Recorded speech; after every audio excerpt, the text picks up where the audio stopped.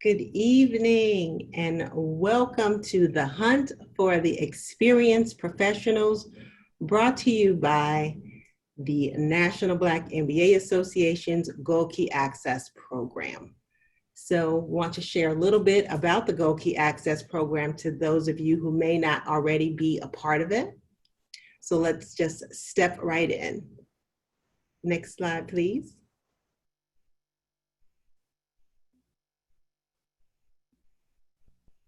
So what is Gold Key Access for those of you who are not a part of this already?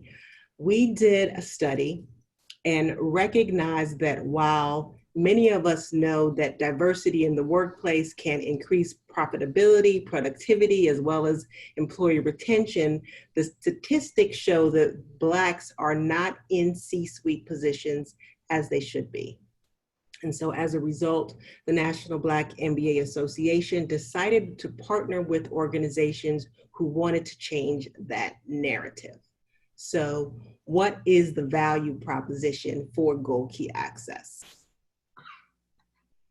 So for our members, we provide access to director level and above positions. In order to get that access, you need to be a member, and as well as in a manager level role for 10 years or more. You will also get exposure to executive skill development, which I'll talk a little bit about more in a second, as well as to executive coaching. For our corporations, you get access to amazing talent that has been developed through all of the things that I mentioned just before that we provide to our members, as well as you get a platform to communicate with members as we are doing this evening. You can also have one-on-one webinars and networking sessions with members to get them to know them a little bit better than you would have before. And then finally, for us as an association, we want to make sure that we are always providing that additional value and return on investment to our members, as well as to our corporate partners. And so tonight is an example of that particular value that we are providing. So I am excited to introduce you to our facilitator for this evening. His name is Freddie Russell.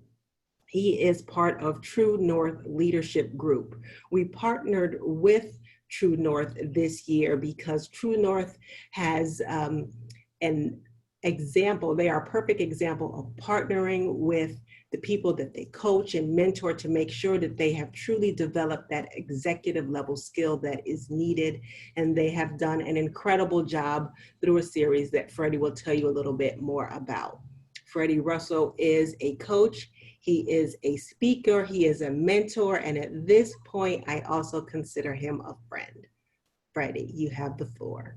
Thank you, Paula. It's a joy to welcome each of you aboard tonight for what I think promises to be one incredible evening with some very sharp and well-positioned people from the corporate world.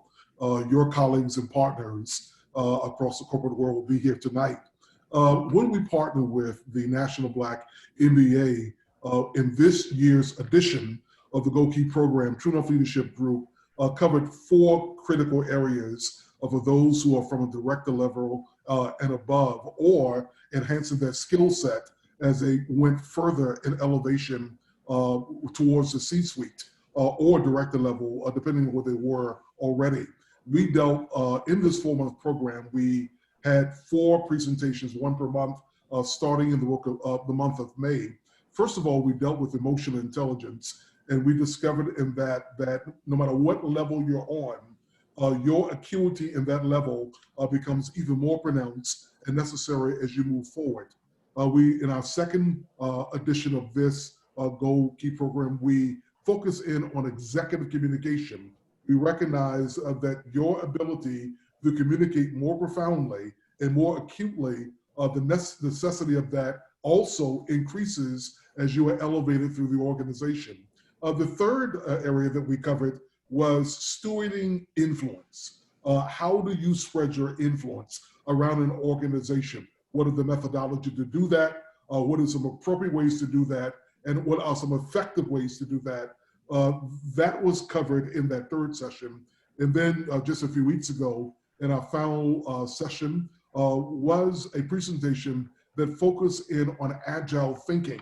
Agile thinking in this agile world is the ability to learn, to unlearn, and relearn, depending upon the situation, which is a skill set that has been called even more to fore in the rapidity and the fast changing work environment that we're in. Those are the 4 sessions we covered in the Go Key program in the partnership from True North Leadership Group. I want to introduce now our panelists for this evening. I'll introduce each one by one. They share a bit about themselves, about their organization and any other thing that they'd like to share this evening that gives you their unique offerings that they bring to the table this evening. First of all, it is our joy and privilege to introduce Serena Smith. Serena is Vice President and Head of Marketing for American Family Insurance. She has a 16-year track record in leading marketing teams across retail, consumer packaged goods, and pharmaceutical categories. Serena began her marketing career at Kraft Foods Group, and during her 11 amazing years at Kraft, she had responsibility for eventually led the Kraft Vita team as a marketing director with full P&L responsibility for portfolios from 800 million to 1.1 billion. Serena is a proven marketing leader with deep experience in building brands by identifying the intersection between consumer insight and P&L value creation. Their experience spans from traditional and digital channels to multicultural and one-to-one marketing. In her current role, Serena oversees all marketing activities for American Family Insurance, including brand strategy and consumer acquisition. Serena, welcome aboard tonight. Thank you. I am so excited to be here. So as Freddie mentioned, I am at American Family Insurance. We are a multi-line insurance carrier comprised of multiple operating companies. So in addition to American Family Insurance, we also own The General, which is based in Nashville, Tennessee, Homesite, which is based in Boston, Massachusetts, and Main Street America, which is based out of Jacksonville, Florida. Our mission is to inspire, protect, and restore dreams, because we believe your dream is the most valuable thing that you will ever own. So as a part of helping everyone here reach their dreams, I'm excited to be on the panel. I was saying when we first started this that it's hard for me to believe that the first National Black MBA conference that I came to was as a student at USC in 2000, the fall of 2000, so 18 years ago. So it's a really refreshing, I'll call it, coming home night to be with you tonight. So I am looking forward to a great conversation. Thank you, Serena. We also are just incredibly delighted to have with us also Brenda Williams. Brenda Williams is an executive director at DTCC with over 25 years of experience in human resources. She concurrently serves as chief of staff to the chief human resources officer and global head of employee relations. This role includes HR strategic planning, oversight of human capital risk for the organization, and development of an integrated global employment practices function. Prior to this, Brenda had DTCC's learning and talent management team, or she led that team with responsibility for leadership development, learning solutions, talent succession, planning, and organization development. Brenda joined DTCC from Merrill Lynch in 2009, and prior to that, held HR leadership roles at the Bank of America and American Express. She holds a BA from Yale University and an MFA, Masters of Fine Arts, from Columbia University. Brenda, welcome aboard as well tonight. Thank you so much, Freddie, and thank you all for having me as a guest, and good evening, everyone.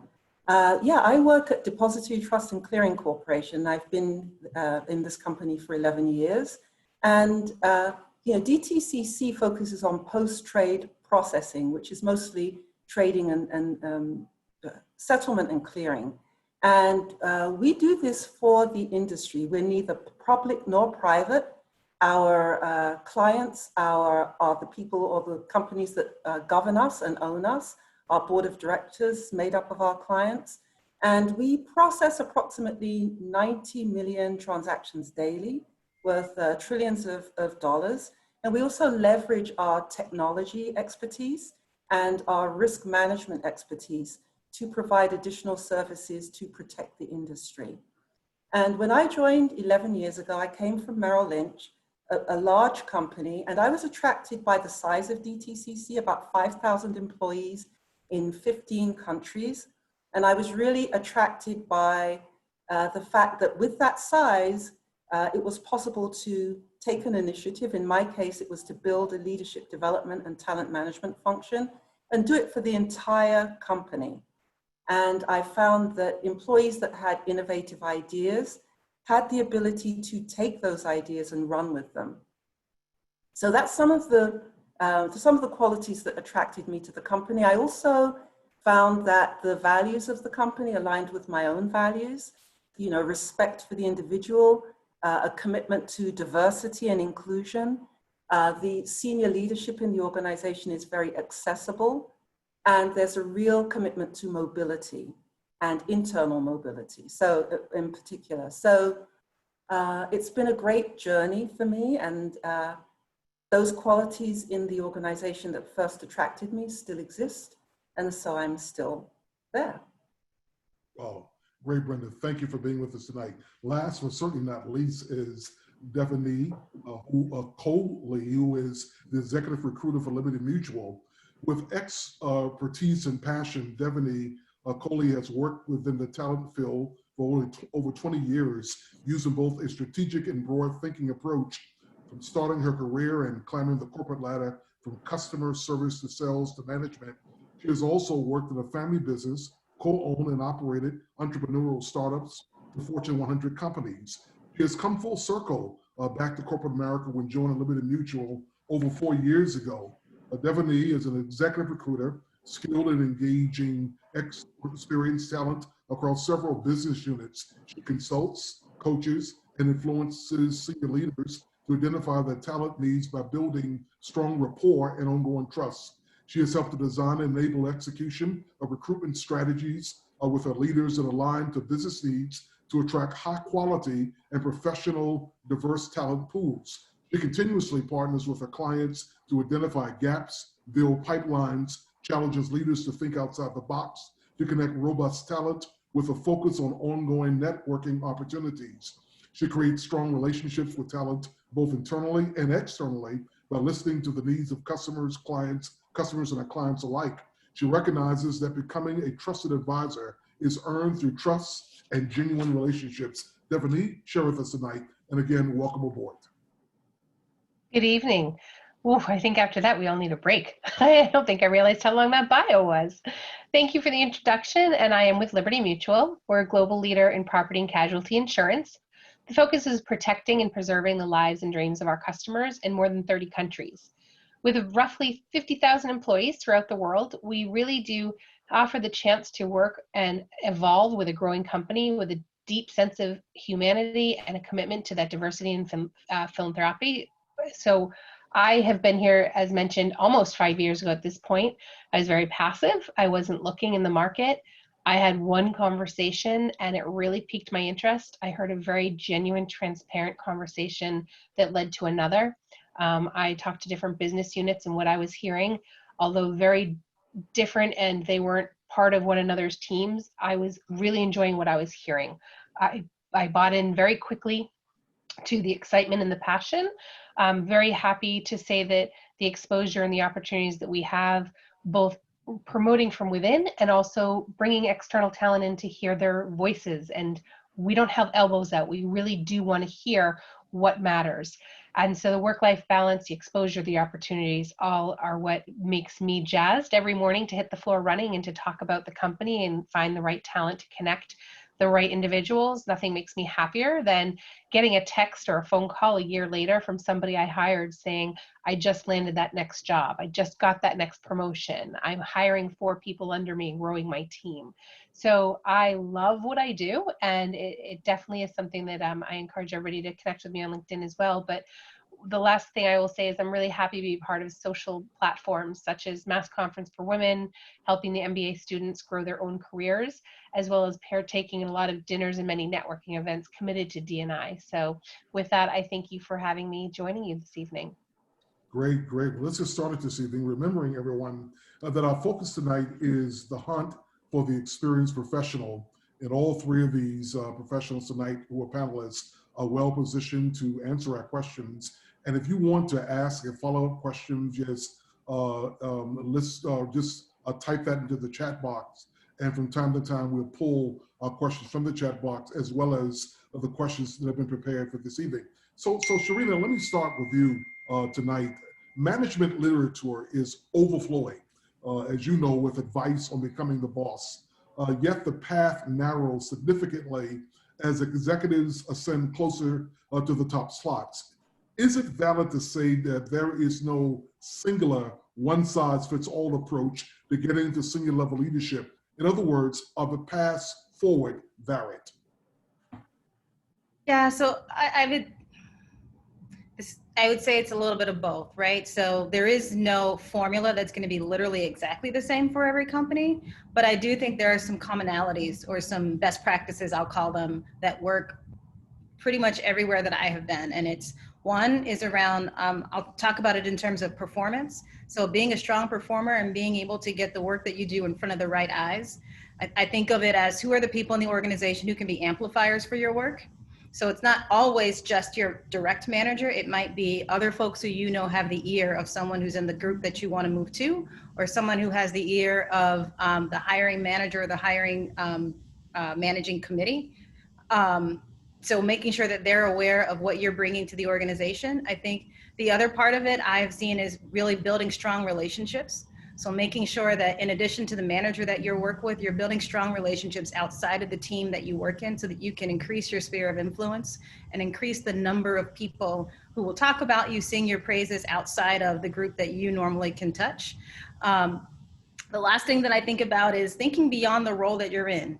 So is there some project, something that you can do that influences the culture of the entire organization? Because it's another way to be seen by other people. It's also another way for folks to see what your leadership looks like when it's outside of what the project or the team is that you work on directly.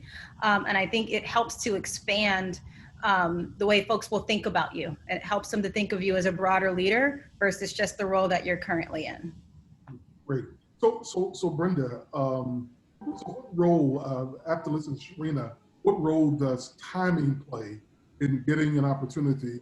For instance, if those in senior managerial slots and or a director and above slots are currently occupied by younger leaders and perhaps 2 or more years in their tenure, you're looking at a lengthy wait, obviously. What are some other factors to consider as you weigh whether you want to wait it out for an opportunity or move on? You know, it's a great question, and I'm thinking of the idea that it doesn't always pay to time the market when you're investing, and I think the same principle applies here, that timing is often so unpredictable. You never know when someone's going to leave a role and leave a company and open up an opportunity, or if someone is going to fail and open up an opportunity. So it's very hard to try to predict what will become available when. And sometimes if you leave because you think that the timing isn't right where you are, you can go to another company and find yourself in the same situation. So I would say it's important to think about the company that you are in and determine whether it's a place where you feel you can grow, and then create those opportunities for yourself through the relationships that you build.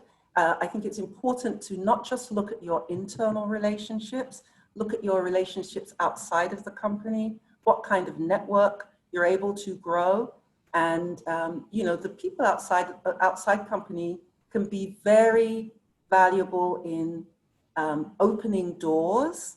You know, if you're looking, if you want to have a whole picture of what your value is, people outside the company can show you or give you a sense of what your value is in the external market.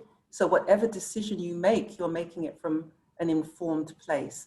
So, you know, build those relationships, look outside the company as well as inside so that you can leverage relationships in all directions. And also, if you can get a sponsor within the company, that makes a huge difference too.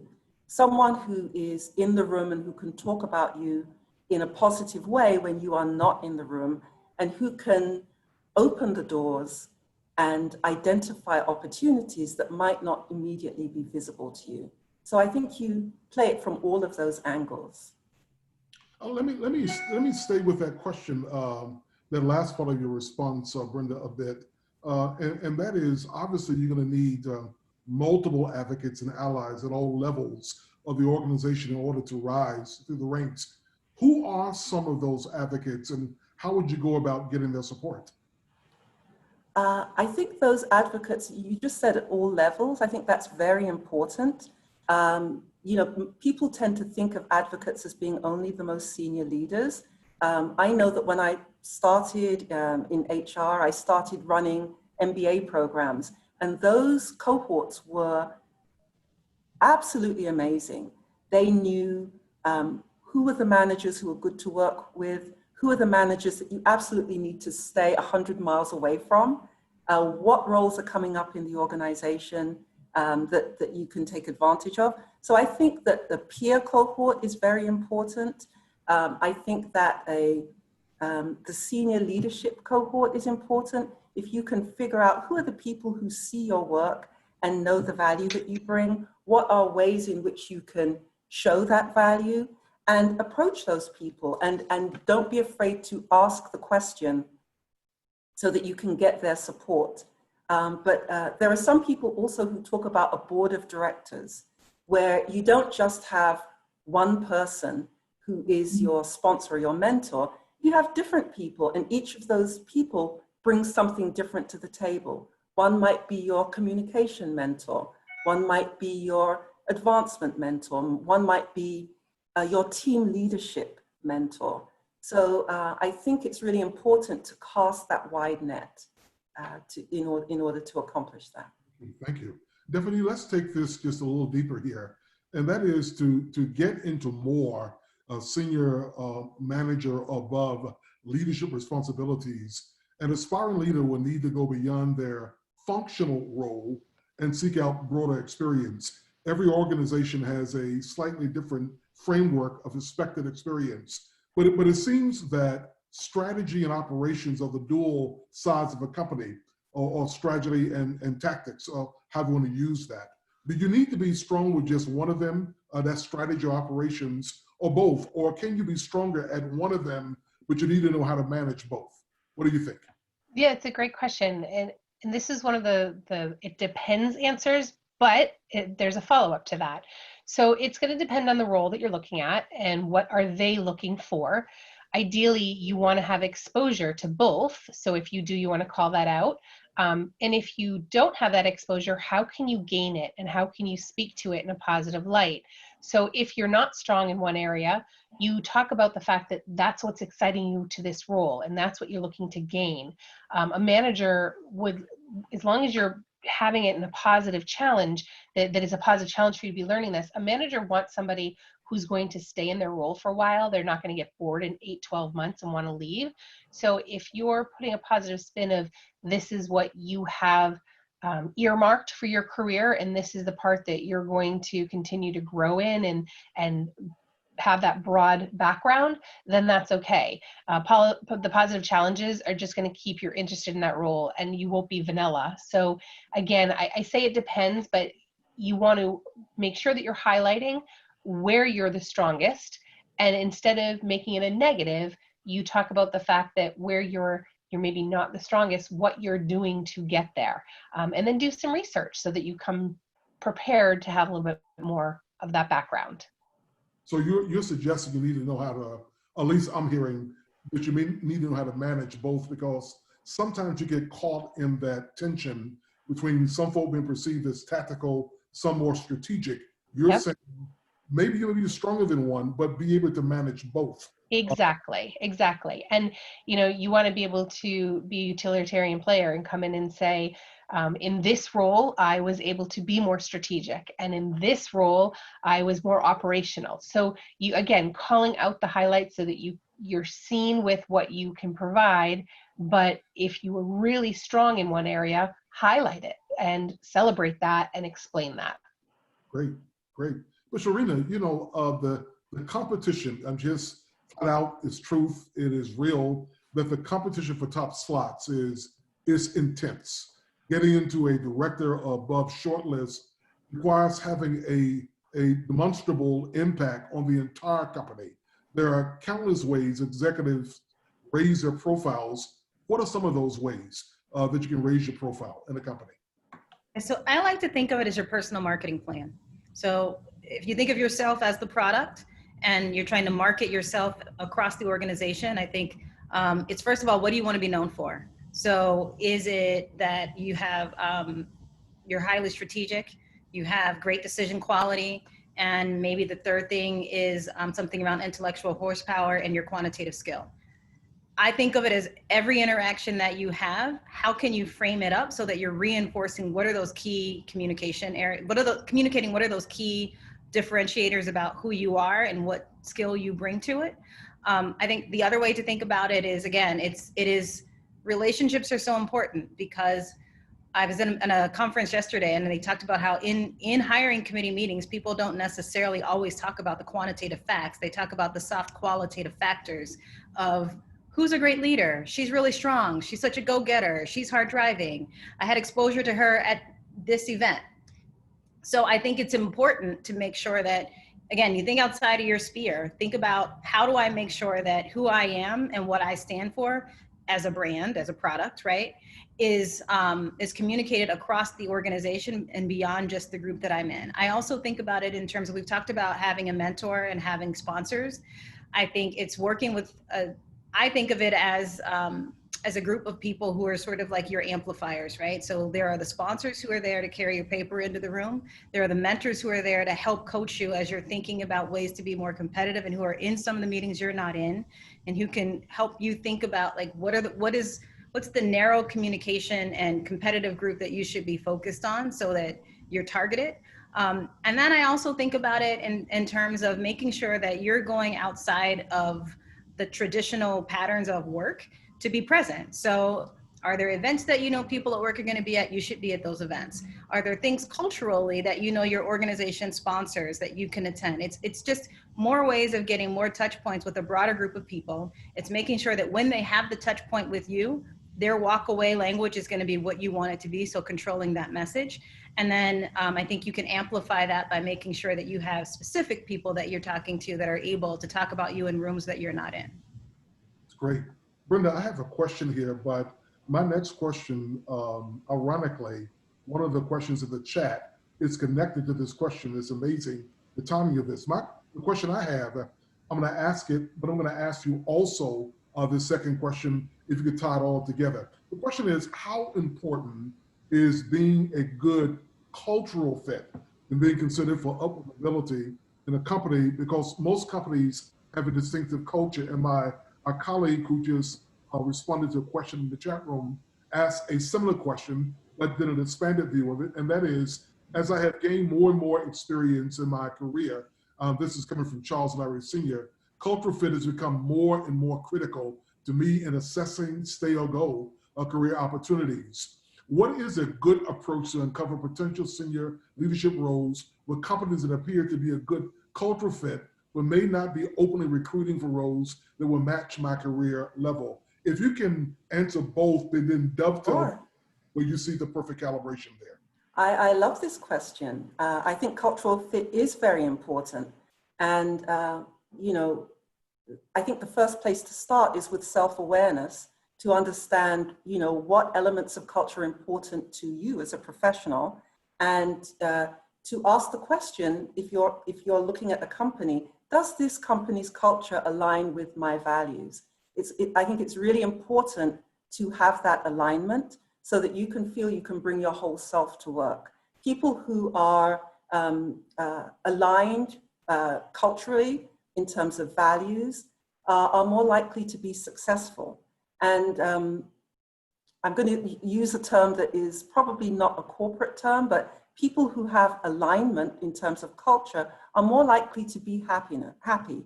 And I think it's important to not underestimate the importance of happiness and the correlation between happiness and success. People who are comfortable and enjoy coming to work are more likely to inspire others.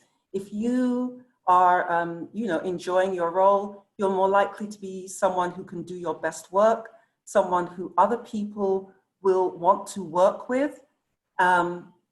So looking for that fit, sometimes people focus on culture in terms of kind of very objective, distanced, passive elements. And it's really a very personal connection that makes the difference.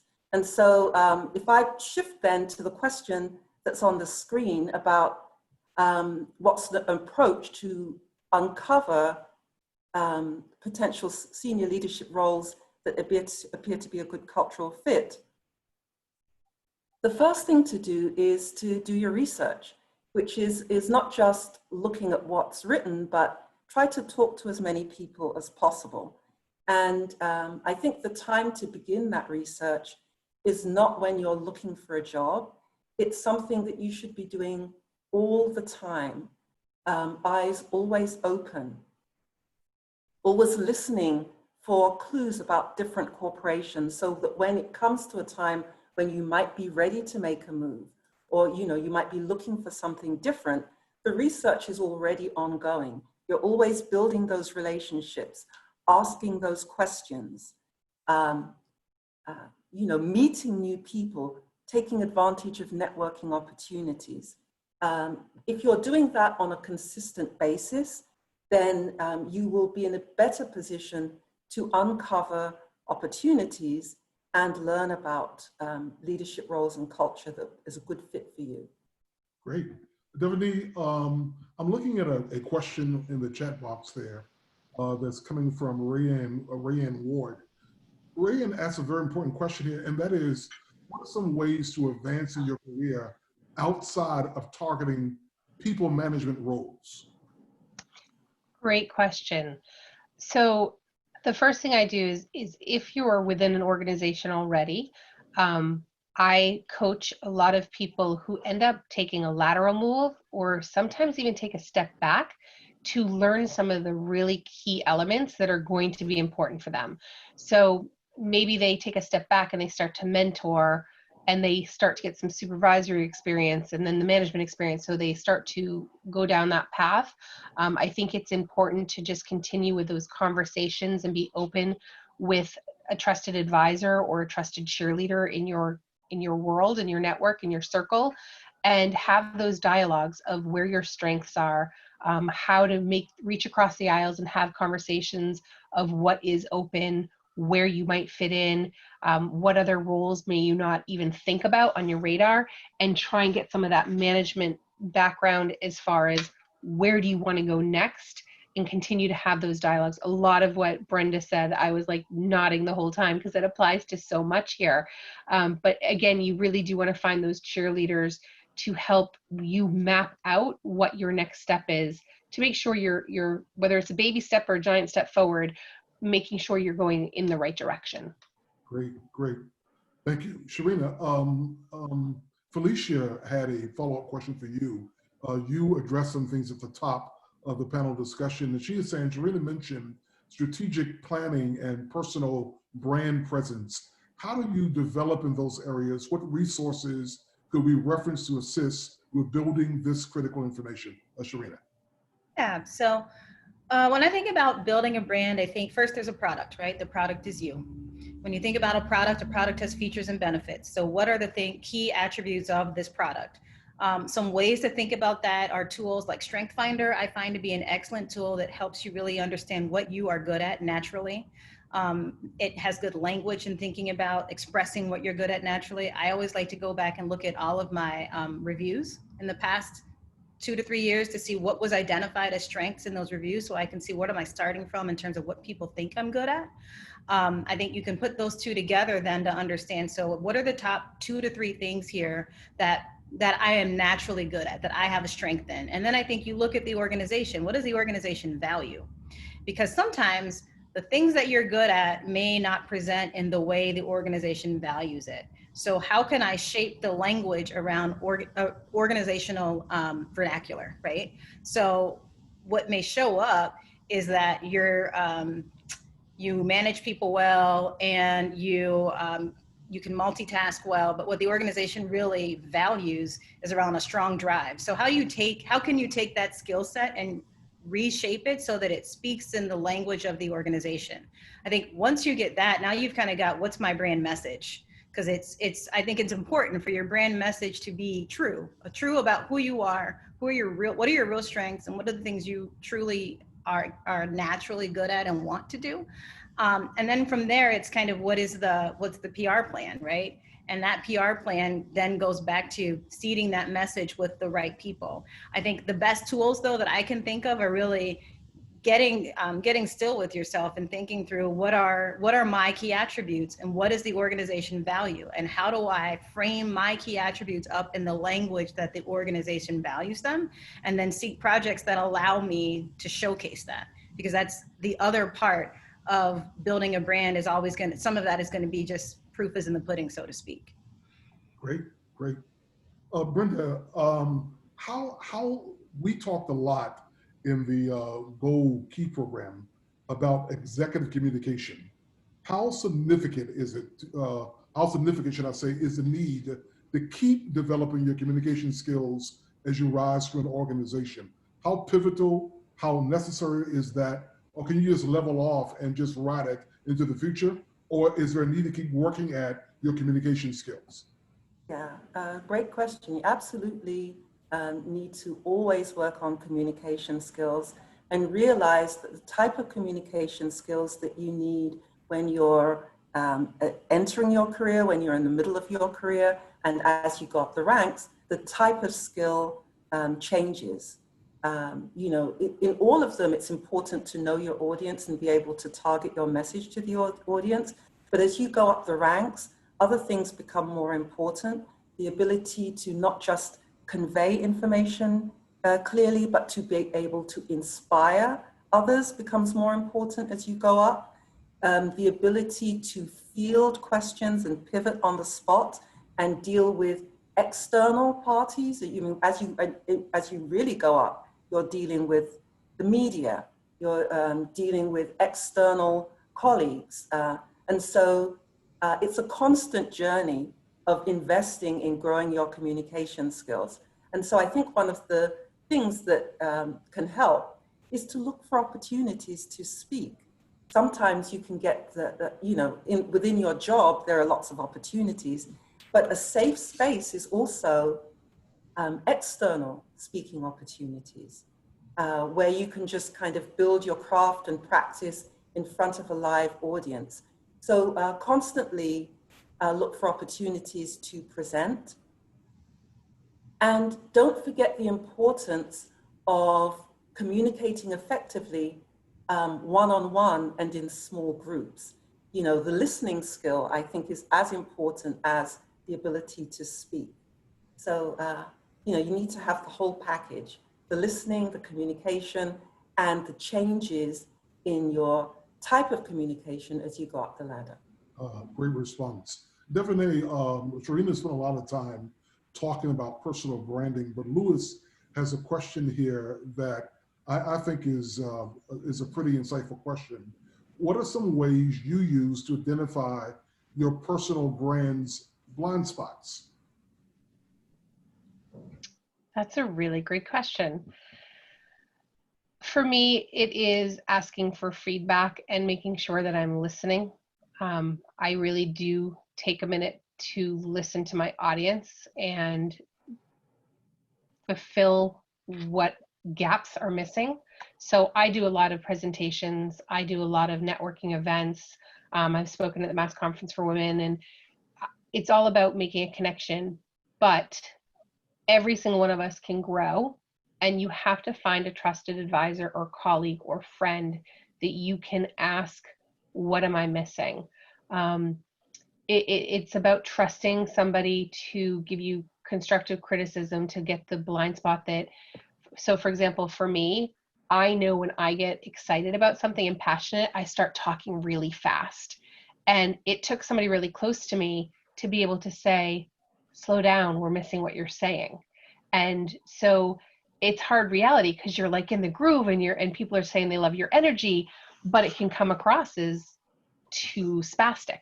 So it's taking feedback. It's figuring out how you want to redirect. I'm hoping I'm answering the question that you're asking, but it really is reflecting after you do a delivery and after you make a networking event. Did I make the right connections? Did I have the right elevator pitch? Did I answer the questions in an authentic, genuine way that really portrayed who I am and what I'm looking for? Because, you know, we're all saying the same thing at the end of the day. We spend more time at work than anywhere else. You have to be happy. You need to go to bed happy and hit the ground running the next day. And so that's all important to make sure that your blind spots, you continuously read and educate and grow and learn from one another. Great, great. I'm inspired by Devaney's response. And I would like to piggyback on it for a second. Please.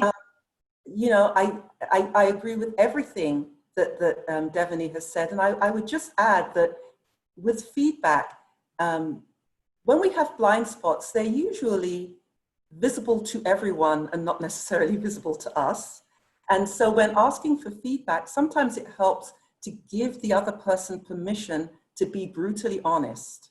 Because you can ask for feedback and people might give you some, but unless they know that you really want the nitty-gritty information, give them that permission, and then thank them for it, even if it's something that you don't want to hear.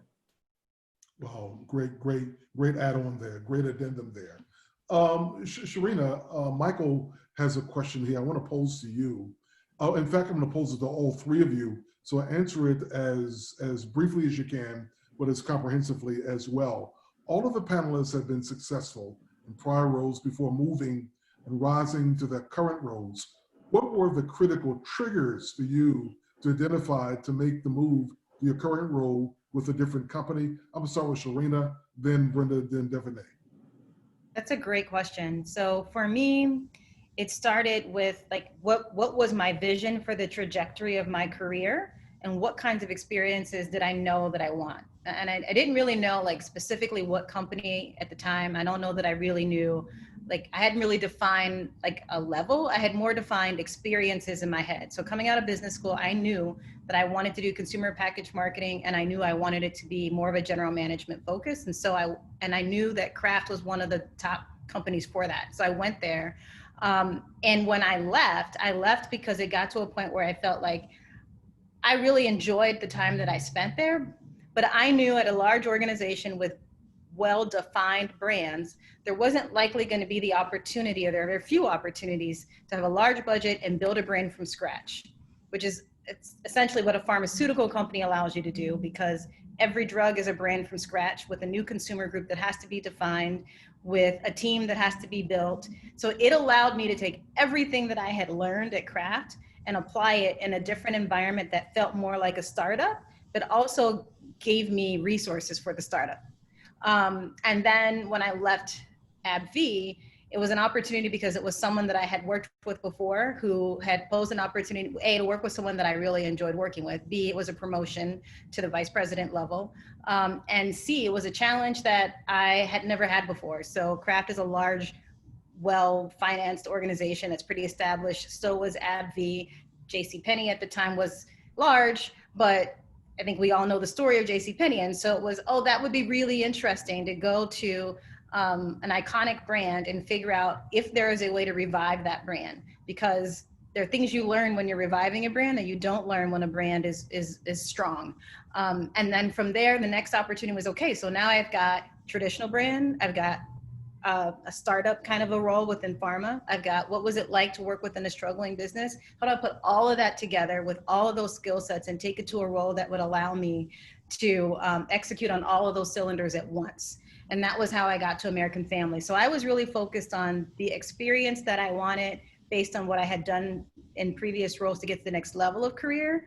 And I think in terms of timing, it just came down to when that experience presented itself. So I think of life as you're always putting yourself in a place where if there's an opportunity, you're available for it. And then you decide, is this the good opportunity or not, versus being closed off and not being available to learn and hear more about what could be the possibilities. Great. Brenda, your own career journey, what were some of the triggers in your transitions in your career? Sure, it's actually similar to Serena, interest in challenges, not so much in getting a certain promotion or a certain role, but opportunities to do something new, to build something from the ground up. My first move when I went to Bank of America, it was earlier in my career. They had a very strong leadership development, talent discipline, a lot of thought leadership. And so I went there to really hone my craft. And then later, some of the other moves were really more about how I could use that knowledge, and also whether there was the right sponsorship to fund it, really, so that I could build the programs that would be most meaningful and effective. Great. Devaney, would you address this as well? Sure. So I cut my teeth in corporate America right out of college in customer service. And I quickly went into sales, internal and external, and then came back and was a manager of a call center where I helped create the behavioral-based interviewing and had a hand in HR. And ironically went to Bentley to get my HR certificate just for fun, because I really had a pull toward it. There was a big change and we were moving and there was a reduction in force. They asked me to stay on as long as possible, but I was not willing to relocate. And I happened to be lucky enough to become a stay-at-home mom for a few years, which of course you don't talk about when you're interviewing, but I had a gap of about 6 years on my resume. During that time, I was working with my husband's company. We did a startup from home, an entrepreneurial, and it just took over and allowed me to be a stay-at-home mom for 6 years. So it was a very different skill set. It was taking my sales background and being able to utilize customer service and wearing many different hats. So that was a great challenge. But as time went on, it was my girlfriend and I had always wanted to start a company. And so when our company started to kind of fizzle out, we branded ourselves and started a whole new organization, which is amazing. We took 8 other stay-at-home moms and we brought them back into the workforce and we became a woman-owned company, which was awesome. We traveled, it was sales, it was directions, it was a product. So it was a lot of fast-paced learning and growing and a lot of road bumps, but we learned from it. But at that point, it was time to go back into corporate America because a startup can only fund you for so long. And I was looking at 3 different opportunities, and Winter Wyman is an executive search firm. And because I have always had that hat of wanting to help people and wanting to see people happy and thrive, the recruiting avenue just naturally fell into my lap. Again, I was there 5 years. I had no intention of leaving. And when Liberty tapped me for the executive recruiting role, one conversation led to another. And I loved the fact that what I was hearing was, we kind of talk about that culture fit, but their values were what aligned to my values. It wasn't 100% commission. It wasn't cutthroat. And so when I joined Liberty, I took a leap of faith and I've never looked back. And I've been able to honestly share a dual side with my candidates and my clients alike, as far as what you're going to get into and what the opportunities are and how you build your career and where you want to go. And thought leadership, all of that is part of the journey. And you don't have to become a leader of a 100-person organization. You need to lead your own career and be a leader of what speaks to you. So Great. That's my story. Definitely stay with the mic in your hand, because George has a clarifying question of something that you alluded to. He says, can Devaney expand more about gaps on the resume? You seem to have hinted that you don't Yes. mention that during an interview. Wants to understand the rationale behind that. Great question. This is actually something that I talk to candidates about all the time. Even if I can't help them or I know that they're not going to land with us, I will share a couple extra minutes of feedback where I can. If there's a gap on your resume, own it. You want to be able to explain what that gap is before somebody's thinking about it. And what I mean by that is the interviewer is sitting with your resume in front of them and they're going through and you're answering your question, but all of a sudden they see that there's a 2-year gap and they're no longer listening to you. They're thinking, well, where were they? What happened?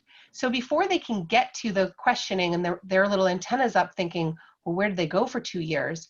In your elevator pitch, when you first sit down and start getting introduced, you actually address the fact that happy to be here today. Thank you for having me. As you can see, I started my career, moved through the process. I actually took 2 years off. We built a house. We moved out of the country for 2 years. We traveled.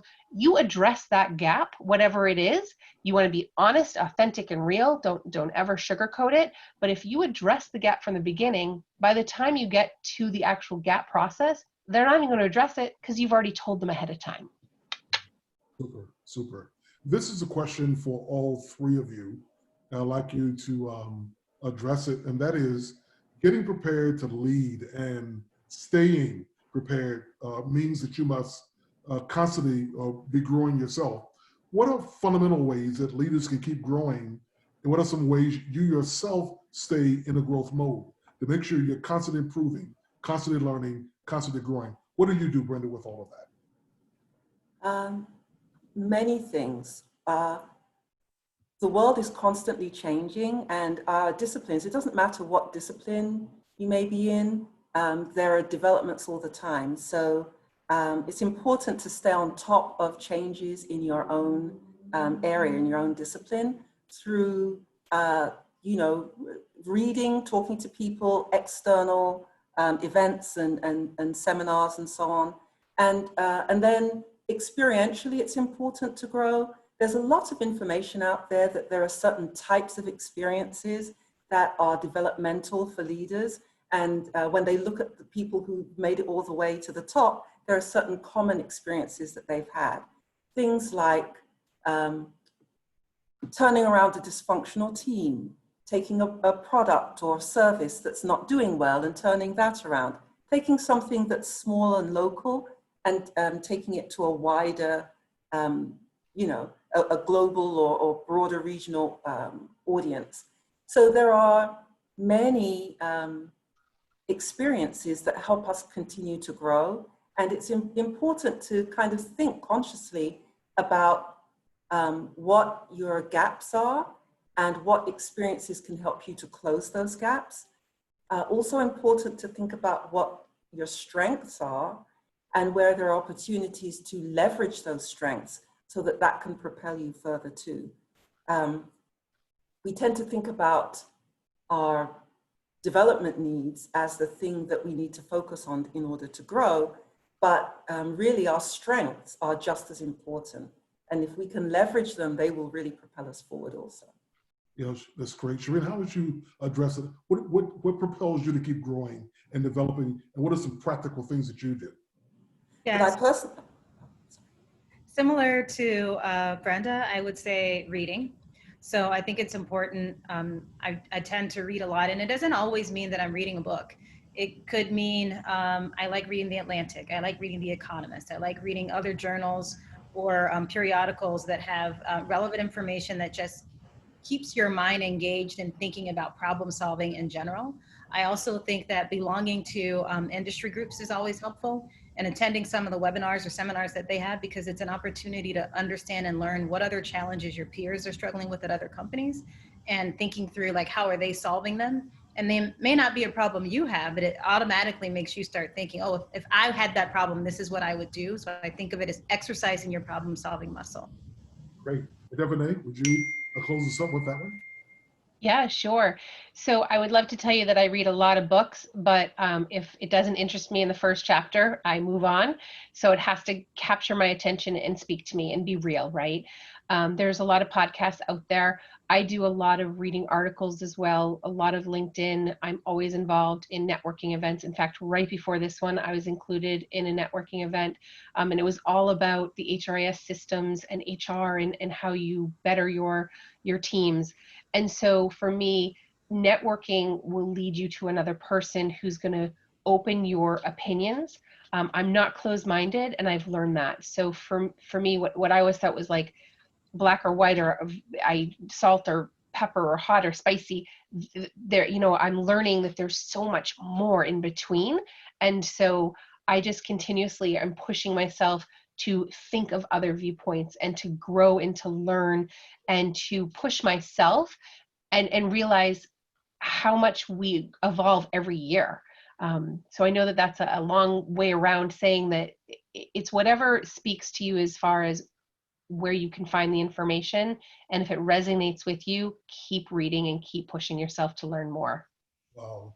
What a great group of panelists we've had this evening.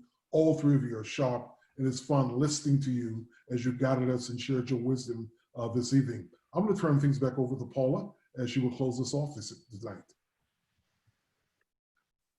Thank you, Freddie, and thank you, panelists. I agree 100% that this has been an amazing panel, so thank you all for your contribution. For those of you listening, if you are not part of Gold Key, now you see a taste of what you have been missing. You will see an opportunity to register to become a Gold Key member within the chat, so we encourage you to do that. If you have enjoyed tonight's program, you will also see in the chat a link for a survey. The first 25 people to finish that survey will enter in a chance to win an Amazon gift card. So do not delay in your responses. And then finally, I would be remiss if I did not remind everyone that our annual conference and career fair is next week. It is a virtual experience, so you will see an opportunity there to register also in the chat. So what are some things you can expect at this year's conference? So in addition to these amazing companies that you've heard from already, this is just a snapshot of some of the other companies that will be there recruiting MBA talent. So you do not want to miss it. Again, an amazing career fair that just because it's virtual this year does not mean that there are not opportunities available. If perhaps you are not looking for a job, but you are instead looking for professional development, we have that for you as well. This is a sample of our high-profile speakers who will be available, pouring into you amazing content. Our kickoff session on Wednesday will be Leading with Heart and Soul with Jamel Hill and Emmanuel Atchell. You do not want to miss that. In case you want to know the secret successes of Black billionaires, you don't want to miss Dr. Dennis Kimbrough. This year we are celebrating 50 years, and so Iyanla Van Zant will talk to us about how we can celebrate visionaries. Our Scale Up Pitch Challenge Finals happens on Friday. It is hosted by Brenda Williams, so you don't want to miss that. If you are a woman and you know that a woman's place is in the C-suite, Valerie Jarrett will be there to talk to us about that. So again, amazing content that you don't want to miss it. The next slide just lets you know how much it costs for registering for a pass. The standard pass, just so you know, gets you only into the career fair. If you want to get access to that amazing content that I talked about, then you would need a premium pass. But again, conference is next week. Register now because you do not want to miss it. With that, thank you so much for giving us a part of your evening. Have a wonderful rest of it, and we will see you again soon. Good night.